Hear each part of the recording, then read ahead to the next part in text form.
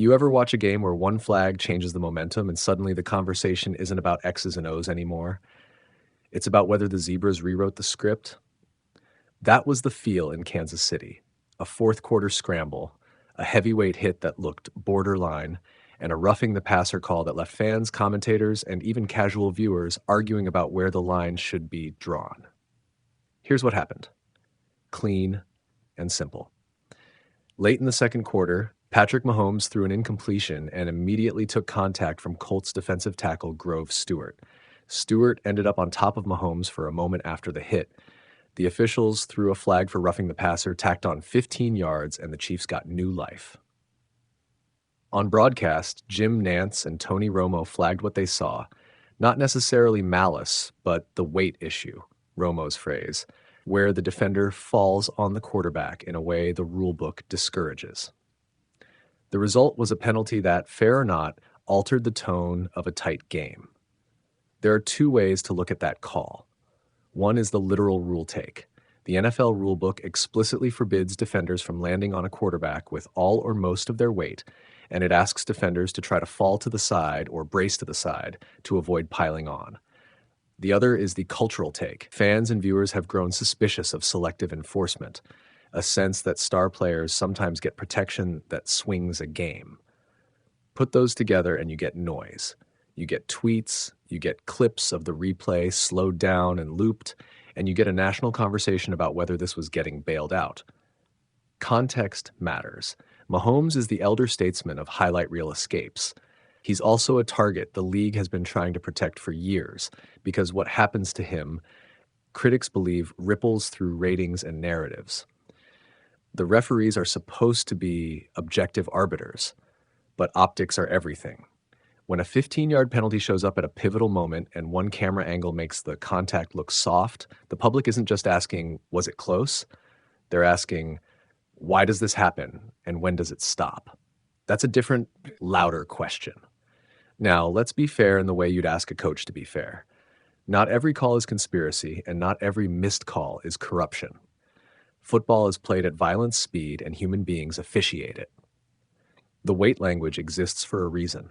A defender falling and literally landing with his weight on a quarterback can lead to injuries a rule seeks to prevent. On the other hand, the rule's nuance creates huge gray areas. Did Stewart have a chance to brace to the side? Did Mahomes' body momentum contribute to the collapse? Those are subjective reads that can differ from official to official and angle to angle. What makes tonight's moments combustible is timing and feel. The Chiefs were trying to claw back in a game where their offense hadn't found its groove, and the penalty flipped possession or field position in a way that actually mattered on the scoreboard. Then later in the game, Mahomes drew another roughing call after a low tackle. Two big calls on a single outing hardened the argument that either the refs were protecting Mahomes or the Colts were unlucky. Either argument spurs outrage, and outrage has consequences. For the Colts, it's a sense of injustice that a defensive effort was penalized away. For casual viewers, it's the talk radio shorthand. The refs bailed them out that lasts longer than the actual play.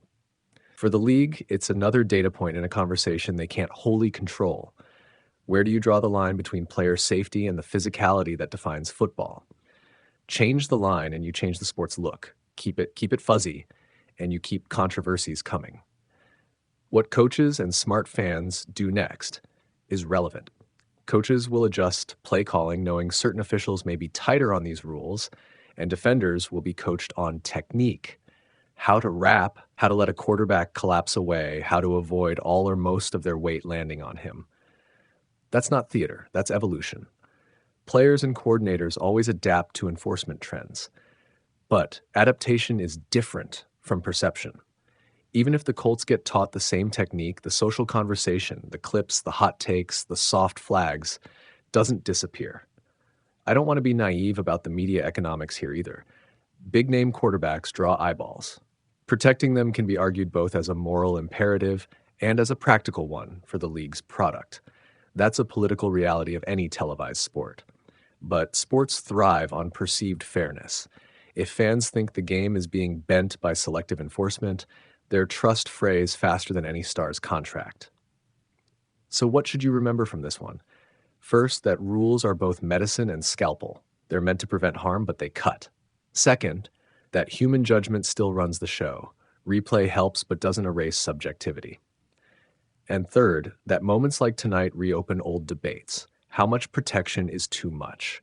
How transparent should officiating be? The NFL can tweak rule language, reel out clearer enforcement priorities, or double down on referee training. But social media will still own the 30-second highlight of a call that felt wrong, because feeling moves faster than policy. If you want the image that will follow this game into the week's highlight reels, picture Mahomes getting up, the official's flag in the air, and a stadium divided between cheers and murmur.